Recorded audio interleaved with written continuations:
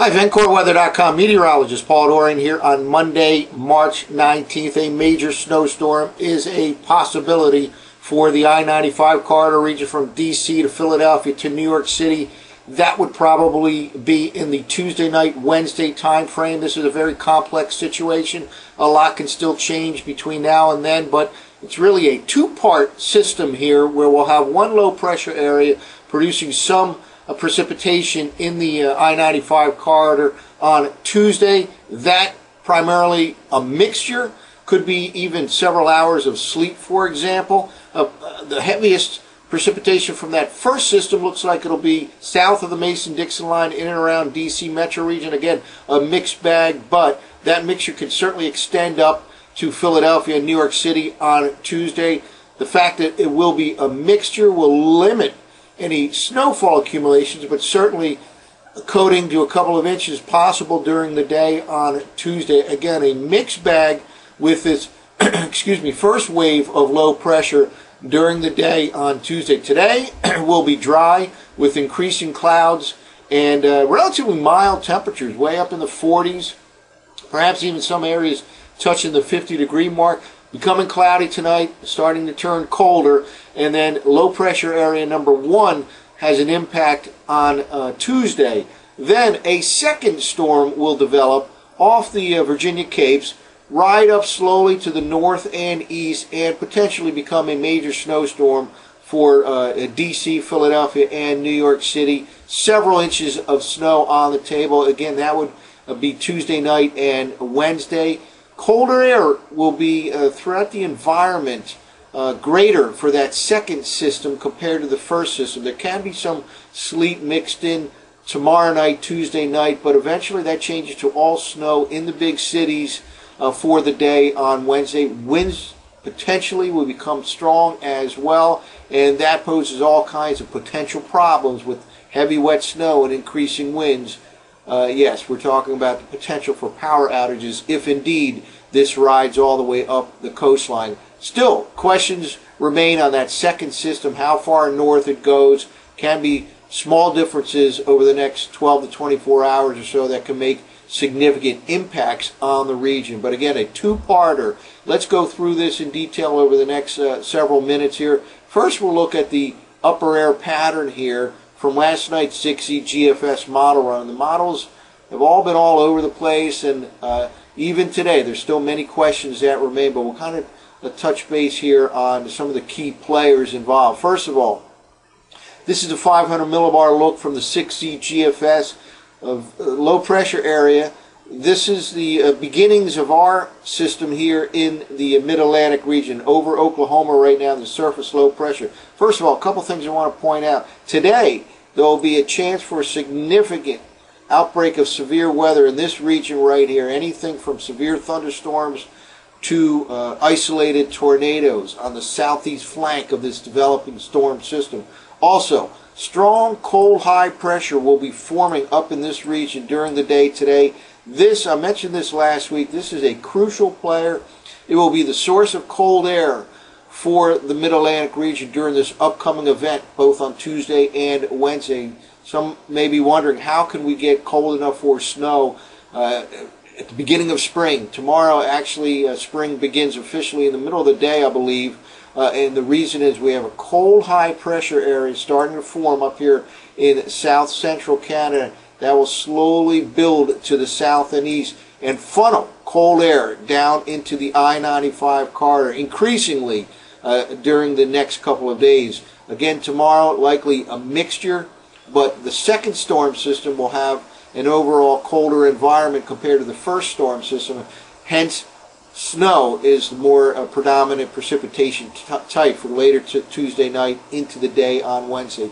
So lots of players here. First of all, severe weather outbreak down here in the deep south and building high. And we'll see that on the surface maps over the next couple of minutes. Well, let's now move forward here on the upper air pattern here and see what happens. First of all, this heads towards the Ohio Valley. There'll be an initial low pressure area on Tuesday morning over the Ohio Valley. That'll spread some heavy snow over West Virginia, southwestern Pennsylvania, and that mixed bag into D.C. and ultimately probably into Philadelphia and New York City. But that initial wave moves into the Ohio Valley, eventually weakens, and a secondary takes over off the Virginia Capes later tomorrow night into the day on Wednesday. That then rides up to the northeast and becomes the potential a big snowmaker for D.C., Philadelphia, and New York City. Let's now push forward here. And again, that initial wave goes towards the Ohio Valley. Here we are now by Tuesday morning.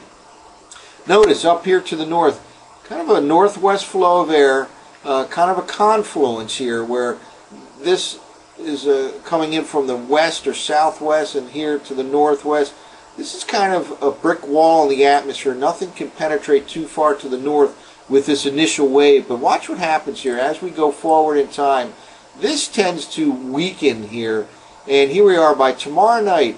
Vigorous upper level system here starting to take on a negatively tilted axis here that extends from the northwest to the southeast. That promotes vigorous upward motion on its southeast flank, and right here is where that coastal storm will start to form later tomorrow night off the Virginia Capes after that initial Ohio Valley storm system starts to weaken. But here we go by Wednesday morning.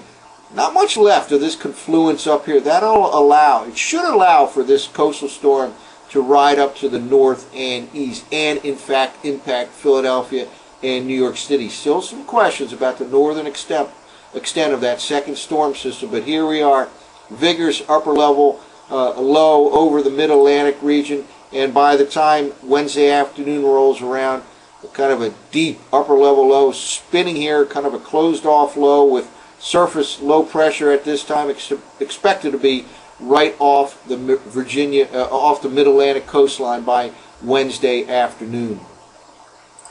Well, let's now take a look at the surface maps. Again, this is the 06Z GFS model run for this morning. Low pressure over Oklahoma. This is what will move towards the Ohio Valley. Now notice here the isobar pattern up here over southeastern Canada. High pressure starting to build into that region. A key player that is going to become the source of cold air here in the I-95 corridor. Strong, cold, high pressure to the north. We really haven't had that much during this winter season. And again, watch out for severe weather outbreak here in the deep south, northern Alabama, for example. Huntsville has to be on the lookout for severe thunderstorms, isolated tornadoes. Let's move forward here. Here we go. By this evening, low pressure headed towards Kentucky. High pressure starting to show up here in southeastern Canada, building towards New England, and that cold air will funnel down into the region here of the I-95 corridor. Now here's Tuesday morning forecast map. Snow starting to break out across the D.C. metro region. Again, I think it'll be a mixed bag. Sleet, snow, rain, a mixed bag, and that will limit snowfall accumulations. There can be a coating to a couple of inches in D.C., but again, it'll primarily be a mixed bag, and that should spread up in Philadelphia and even New York City as either snow or a mixed bag tomorrow afternoon and into the early part of the evening. And here we go, starting to show some low pressure here by Tuesday evening off the Virginia Capes. Meanwhile, that first wave is starting to weaken here and transfer some energy to off the Virginia Capes. Notice another reflection of a low down here in the southeast. So it's a complex weather situation. We know we have cold high pressure to the north. Let's keep moving forward here. Here we go. This starts to intensify by late tomorrow night. Colder air makes an even farther push to the south and east. Any mixed precipitation Tuesday evening is likely to change to all snow in D.C., Philadelphia, New York City, even into the Delmarva Peninsula. Then this becomes the main wave of low pressure, intensifies as it moves to the north and east. That will increase the pressure gradient, increasing northeast winds late Tuesday night into Wednesday. On the table here, a major all-out snowstorm with strong winds. That, if it comes true here, could lead to power outages, given the fact that there will be a potential for heavy wet accumulation of snow along with these increasing winds. And here we go, by later Wednesday afternoon, that low Doesn't move too rapidly here because we have that closed off upper level system at 500 millibars that we looked at earlier. So the snow is liable to last into Wednesday evening. So all in all, again, a long-lasting event from early Tuesday all the way through Wednesday night. Let's keep moving forward here. Finally, by late Wednesday night, it starts to wind down here, but the winds continue to be strong, shifting more to the north and northwest from the northeast. That will be the case during the day on Wednesday. So the potential exists for a two-parter here. The first low-pressure system could bring mixed precipitation on Tuesday to D.C., Philadelphia, New York City. Perhaps some accumulations of snow, maybe a coating to a couple of inches, but the mixture aspect there will limit the snowfall accumulations with this first wave. Then, colder air continues to filter in Tuesday night. Mixed precipitation changes to all snow. And if indeed the second storm, which is liable to be the stronger of the two, does move north and east up along the mid-Atlantic coastline, it could become a big snow producer for D.C., especially north and west of D.C. Those northern and western suburbs certainly have a better chance for significant snow than in the district itself, but I do think significant snow accumulations can occur even in the district, certainly bigger than we've seen all winter long, and that significant snowfall threat extends up to Philadelphia and New York City for late Tuesday night and during the day on Wednesday. Stay tuned to VencoreWeather.com. We'll have updates later today and tomorrow. Still a fluid situation here. Nothing is concrete. So again, stay tuned to VencoreWeather.com. That's it for now. I'm meteorologist Paul Dorian.